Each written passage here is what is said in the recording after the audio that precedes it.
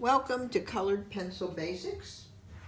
Today I am talking about the different brands of colored pencils, and I'm going to talk about three. The three that I use, one is a new edition, which I'll show you last.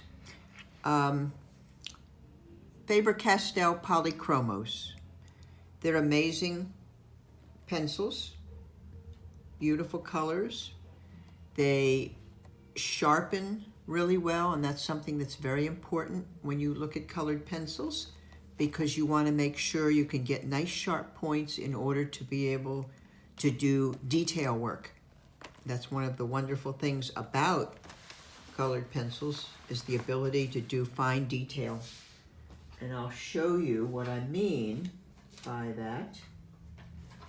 I do not have a background in art. I started with colored pencils about 2 years ago, and I do a lot of, I follow a lot of online tutorials, and I do take some classes. And so just to give you an example, this is one that I copied from a book, and you can see the ability to get the fur lines in there, and that's just with sharp colored pencils. And then this is another one that I did from a book. Once again, you can see the detail. And then if you use the blender, which I'll show you, that makes it so that you can, so it kind of all brings it together, so it almost looks like a painting instead of colored pencil. Now, some people like the colored pencil look where they see more strokes.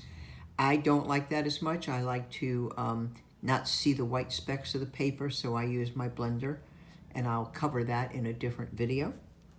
Here's another example, colored pencil. There we go. Another example, getting the fine fur, blending the eyes.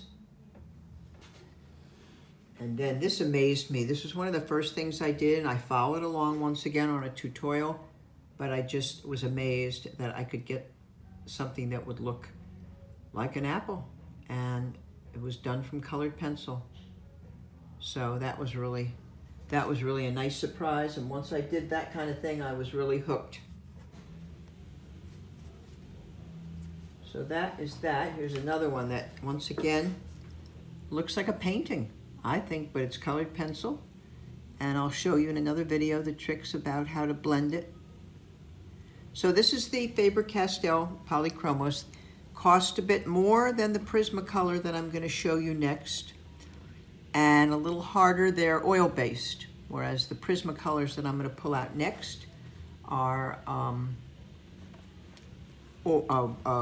wax-based. If you notice this case, this is a case put out by Thornton, and unfortunately, it's Thornton Art Supply, Thornton's. When I went to get another one of these cases for my new set, the price went up from $30 to $65. I'm not sure what that's about, but I was able to find a similar case, which I'll show you, back in that $30 range. And what I do is I give them all numbers, because all the pencils are marked by numbers, so I can then know if there's an empty spot, what goes back where. I like to keep them in order of the colors, so that when I'm going to choose a color, it makes it easy to do. So next is the Prismacolor. Here's the Prismacolor.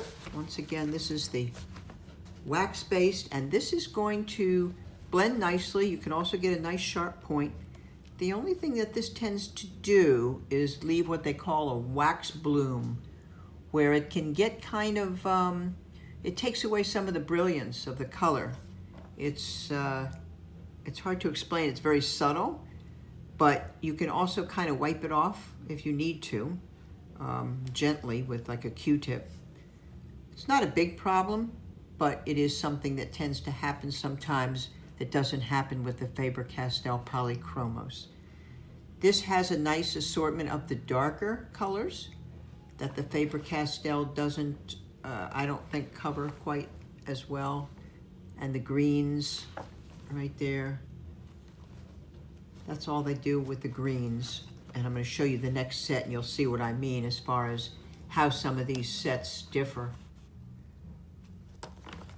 So that's the Prismacolor. These are all the larger sets, the 150. The nice thing about this is that you can get them in smaller sets so that you can start with that and see if you like it.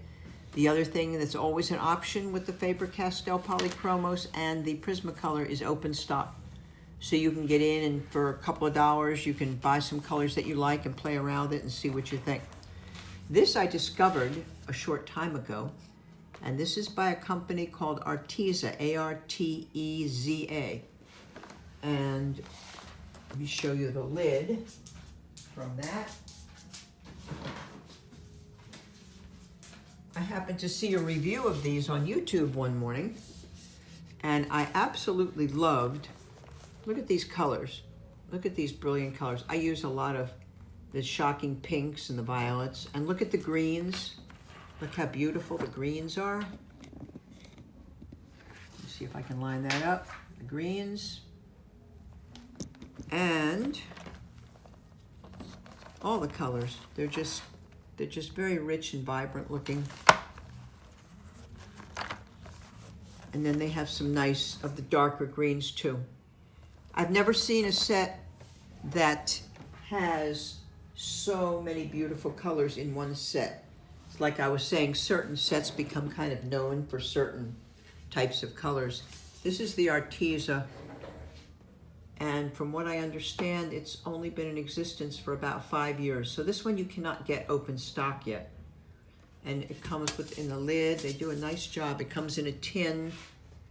Apparently they used to have, I think it was 72, and in November they came out with 120.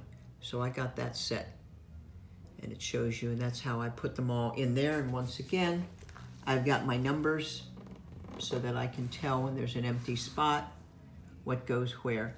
This is the cover, the case that I was able to get instead of the Thornton.